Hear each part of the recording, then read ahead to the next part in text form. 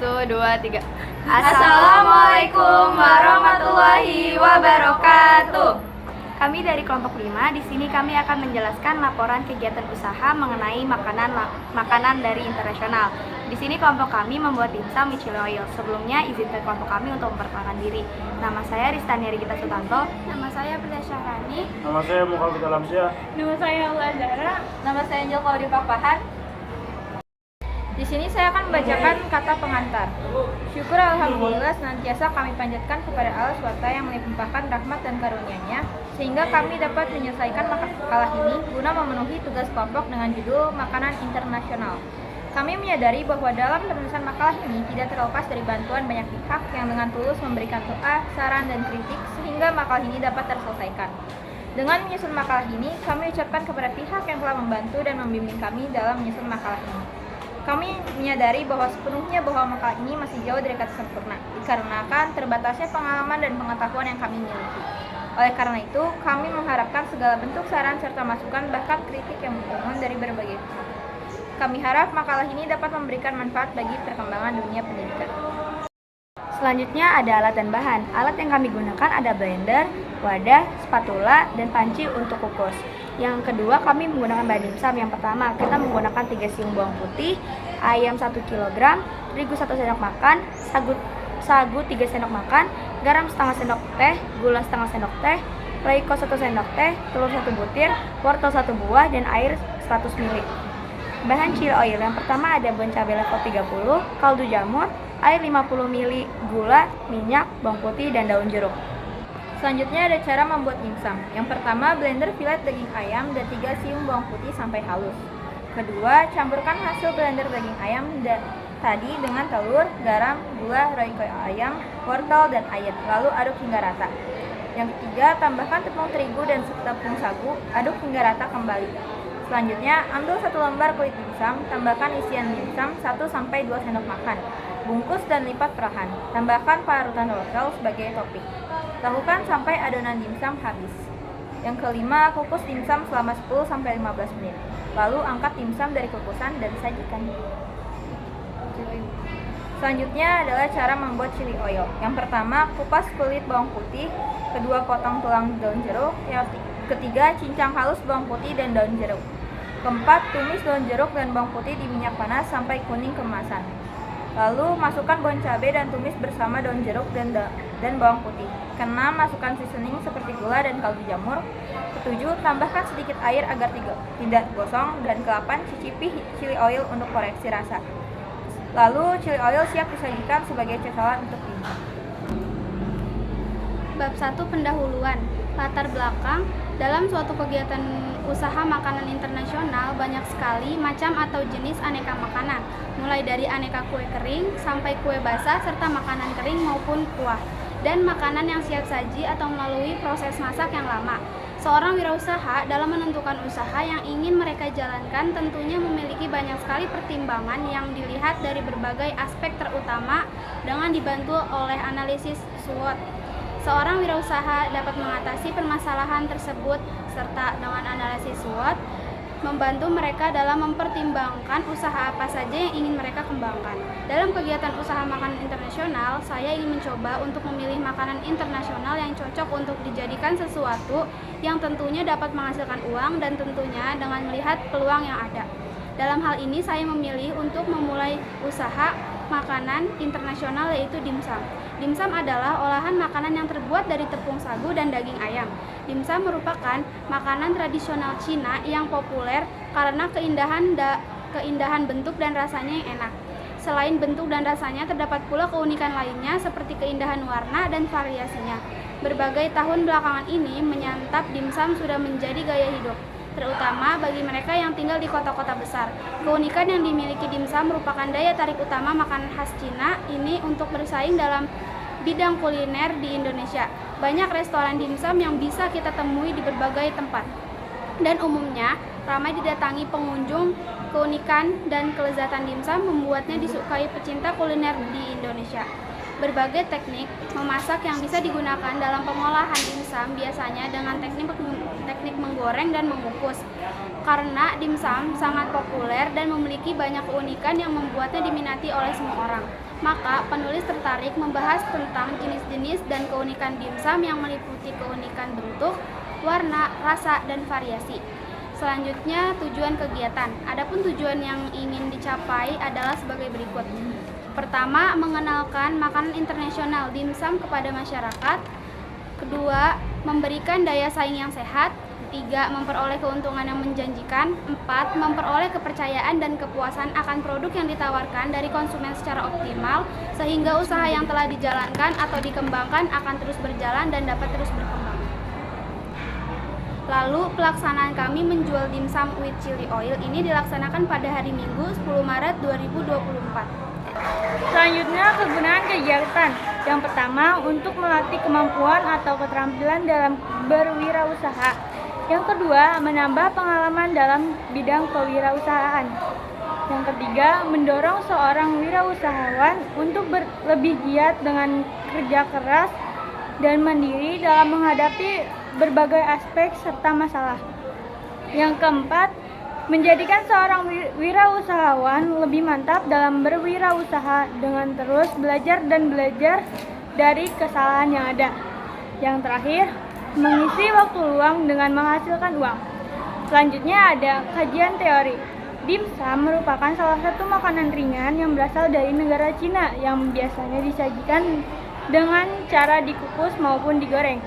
Penyajian yang praktis dan menyediakan kalori yang cukup tinggi sebesar 138 kalori per 100 gram. Membuat dimsum banyak diminati masyarakat yang menerapkan gaya hidup praktis. Banyak jenis dimsum yang ada dan telah diadaptasi dengan cita rasa Indonesia seperti hakau, siomay, mantau, char siu bau, dan jenis-jenis lainnya. Masyarakat Indonesia banyak yang menyukai dimsum karena memiliki rasa yang enak, harga yang murah. Selain itu, cara pengolahan dimsum tergolong mudah, serta penyajiannya praktis. Pengolahan yang cukup mudah dan tingkat kesukaan masyarakat yang tinggi membuat ada banyak produsen dimsum di Indonesia. Fenomena tersebut menuntut produsen dimsum untuk lebih inovatif dalam menciptakan produk sehingga produknya memiliki cita rasa serta menjadi lebih disukai oleh konsumen. A. Rencana kegiatan. Di era globalisasi ini, interaksi manusia antar negara menjadi semakin tinggi dan tak terbatas. Banyak warga negara asing yang keluar masuk ke suatu wilayah negara untuk berbagai hal kepentingan. Karena itu, tentu saja mereka membutuhkan makanan atau merindukan makanan dari negara asal mereka. Dan untuk produk lokal, tentu saja memiliki rasa penasaran yang tinggi terhadap makanan internasional dan memiliki rasa ingin tahu untuk dapat merasakan dan menikmati makanan atau masakan itu. Hal ini menjadi jalan dan membuka peluang untuk kita membuka tempat yang menjual makanan internasional. Contohnya dimsum with. Rencana kegiatan. Di era globalisasi ini, interaksi manusia antar negara jadi semakin tinggi dan tak terbatas. Banyak warga negara asing yang keluar masuk suatu wilayah negara untuk berbagai hal kepentingan. Karena itu, tentu saja mereka membutuhkan makanan atau merindukan makanan dari negara asal mereka.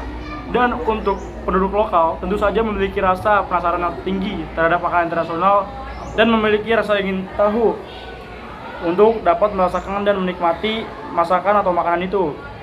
Hal ini menjadi jalan dan membuka peluang untuk kita membuka tempat menjual makanan internasional. Contohnya dimsum with chili oil. Seperti tempat makan, restoran, rumah makan, bahkan juga dapat dijual di kaki lima.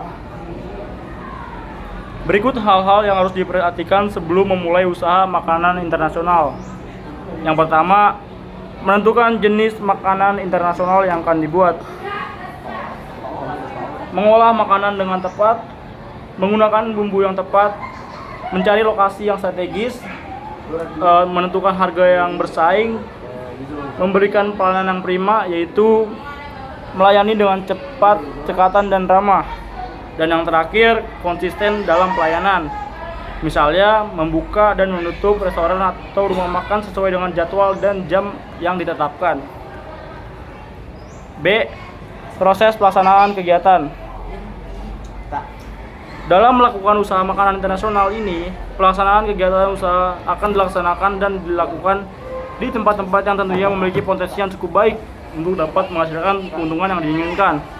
Oleh karena itu, maka sebelum saya akan menentukan lokasi yang strategis untuk tempat usaha dengan melakukan observasi tempat atau lokasi. Dalam usaha seseorang, wirausaha dapat menentukan target guna mencapai sebuah keuntungan dan dalam memasarkan produk makanannya. Oleh karena itu, pada usaha makanan internasional yang akan saya kembangkan, targetnya ialah lingkungan masyarakat dan lingkungan sekolah atau pelajar. Dalam melaksanakan kegiatan usaha kita, harus dapat melihat peluang dan kekuatan, mengatasi kelemahan, dan menanggulangi ancaman. Oleh karena itu, sangat memerlukan analisis SWOT dalam melaksanakan usaha kegiatan tersebut. Selanjutnya terdapat laporan keuangan. Yang pertama itu ada biaya variabel. Di sini kami menggunakan bahan yaitu tepung tapioka, jumlahnya 750 gram, harganya 4.000. Terus ada paha filet 1 kg, harganya 45.000. Kulit dimsum 1 pack, harga 12.000. Wortel 3 buah, harga 3.000. Telur 1 butir, harga 2.000. Bumbu penyedap 1 piece, harganya 1.000. Bubuk cabai membeli 1 piece jadi 10.000. Minyak membeli 1 gelas, harganya 5.000. Bawang putih 2 buah, 2 siung, 2 buah menjadi 2.500, dan wadah menggunakan 1 pack jadi harga 10.000. Dari total harga tersebut, biaya variabel harganya menjadi 103.000. Selanjutnya ada biaya tetap. Yang pertama ada tenaga kerja. Kita ada 5 orang, biayanya 5.000 menjadi 25.000. Selanjutnya ada penyusun alat, yaitu jumlah 1 buah, biayanya 20.000. Jadi total dari biaya tetap adalah 45.000. Selanjutnya ada total biaya. Total biaya sama dengan biaya variabel ditambah biaya tetap. Jadi 103.000 ditambah 45.000 menjadi 148.000. Yang keempat ada penerimaan kotor. Jumlah piece yang kita buat adalah 50 pieces dan harga satuannya adalah 3.000. Jadi totalnya adalah 150.000. Total biaya dibagi dengan jumlah produksi. Jadi 148.000 dibagi sama 50 pieces menjadi 2.960. Sehingga biaya per pieces menjadi 2.960. Keuntungan yang diinginkan adalah 10%. Maka 10% dikali dengan 2.960 menjadi Rp296. Harga jual Rp2.960 Rp2.960 ditambah Rp296 menjadi Rp3.256. Terima kasih. Selanjutnya ada bab 3 yaitu penutupan. Yang pertama ada A, kesimpulan. Dalam materi masakan internasional dapat disimpulkan bahwa dibagi menjadi 2 jenis, yaitu makanan oriental yang merupakan makanan yang berasal dari Asia atau negara kepulauan seperti Indonesia, Thailand, Cina, dan lain-lain. Sedangkan makanan kontinental adalah makanan yang berasal dari benua Eropa atau memiliki dataran yang luas. Setiap jenis makanan memiliki ciri-ciri masing-masing. Kedua jenis juga memiliki perbedaan dengan berbeda bentuk ketentuan. Kedua masakan walaupun berbeda dapat dinikmati oleh semua orang. B. Saran. Keberagaman rasa dari setiap masakan internasional menjadi karakter yang dimiliki oleh berbagai negara. Dengan berbagai metode dan cara proses masakan itu berbeda-beda bumbu.